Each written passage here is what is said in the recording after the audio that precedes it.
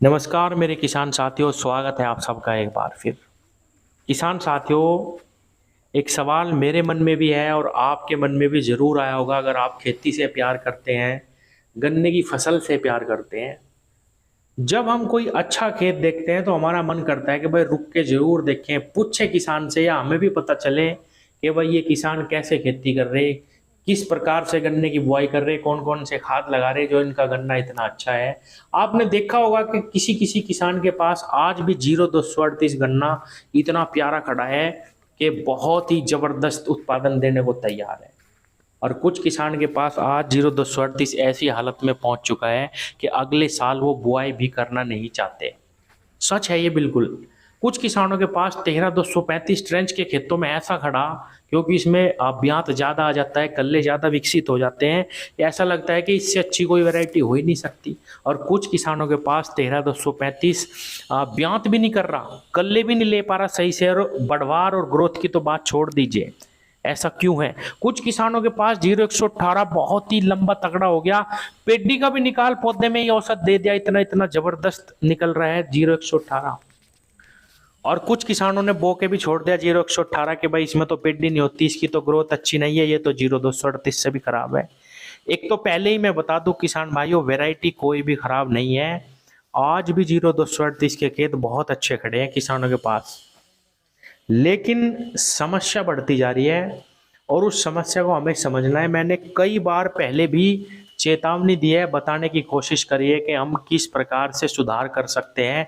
ऐसा क्यों होता जा रहा है कि कुछ किसान कहते हैं 3 साल पहले भाई मारे तो अच्छा गन्ना हुआ था, अब होता नहीं। या कुछ ऐसे भी हैं जो कहते हैं कि भाई हम तो 3 साल से बहुत अच्छा गन्ना ले पा रहे, लेकिन पहले तो हमारे कुछ होवे नहीं था। ऐसा भी क्यों है? किसान भाइयों, ये चीज समझने की है, और अगर हम इस पे ध्यान दें तो निश्चित रूप से हम बहुत ज्यादा भी परिवर्तन ना ला पाए उत्पादन में, लेकिन इस लेवल पे तो आ जाए कि भाई हम ये कह सकें हाँ भाई हर साल हम 60 प्लस का एवरेज ले रहे हैं, या 70 प्लस के एवरेज पे हम आसानी से पहुंच जाते हैं। जबकि ये सच है कि 7 किसान 10 में से ऐसे हैं जो 60 प्लस का भी एवरेज नहीं ले पाते सारा का सारा खेतों का। एक खेत की मैं बात नहीं कर रहा हूँ। इस सवाल के कई जवाब हो सकते हैं किसानों द्वारा। कुछ कहेंगे कि भाई कुछ लोग बहुत ज़्यादा खाद डालते हैं, डीएपी वगैरह, इस वजह से उनका गन्ना अच्छा निकल जाता है। कुछ कहेंगे स्प्रे में दवाएं बहुत ज़्यादा लगाते हैं इसलिए उनका गन्ना अच्छा निकल जाता है। आज मैं फिर आपको सच्चाई से अवगत कराना चाहता हूँ किसान भाइयों। मैं बहुत किसानों से मिला हूँ और मैंने पर्सनली भी अनुभव करा है ये, कि जब तक हम अपनी मिट्टी पे ध्यान नहीं देंगे, हम एक बहुत अच्छा उत्पादन लगातार नहीं ले सकते। एक समय आवेगा जब हमारे खेतों में बीमारी घुस जाएगी, और जितना ज़्यादा उत्पादन लेने के लिए फिर उस वक्त हम खाद डाल लेंगे या दवाओं का इस्तेमाल करेंगे, उतना ही ज़्यादा हमारा उत्पादन घटता चला जाएगा। ये पर्सनली मैं आपको बता रहा हूँ, अनुभव करने के बाद और बहुत सारे अच्छे किसानों से मिलने के बाद। अब मैं आपसे एक सवाल पूछता हूं जिसका जवाब आपको खुद ही देना है और खुद ही सुनना है। किसान भाइयों, आप बताइए, चाहे वो कोई भी किसान हो, चाहे 10 बीघे का काश्तकार हो, चाहे 50 का या 100 का, अगर उसका खेत हल्का है, या फिर मैं यूं कहूं कि जब किसान बुआई करता है, अपने खेत की तैयारी करता है, तो कभी भी उसके मन में ये नहीं रहता है कि जरा सी भी कोताही बरत लूं मैं, या दवा में या खाद में।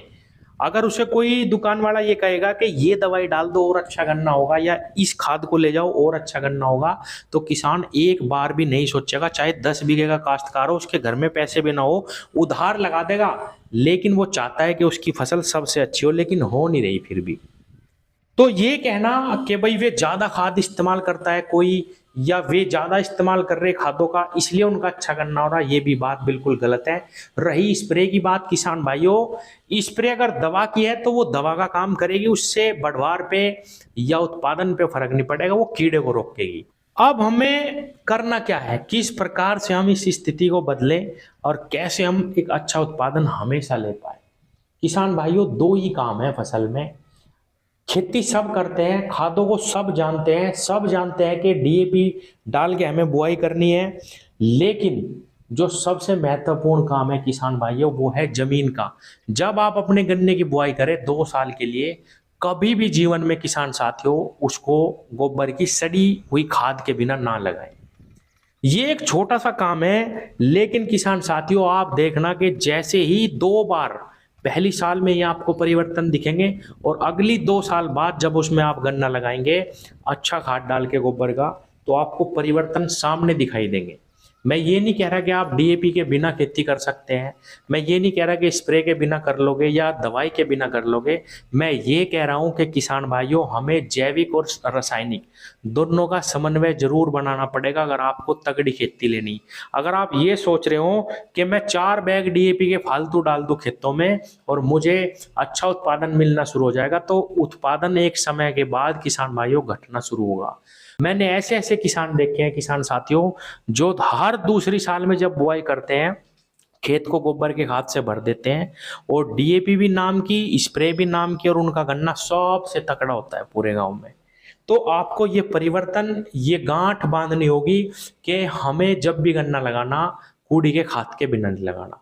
दूसरा काम, अगर आपके खेत कभी भी खाली होते हैं तो उसमें हरी खाद बो करके उसमें मल्चिंग करें किसान भाइयों, उसको वहीं पे काट दें। इससे भी हमारे खेतों में बहुत ही जबरदस्त रिजल्ट मिलने शुरू हो जाते हैं फसलों के। तीसरा काम किसान भाइयों बहुत आसान है, साल भर में सिर्फ 3 बार आपको 200-200 लीटर जीवामृत अपने खेतों में चलाना।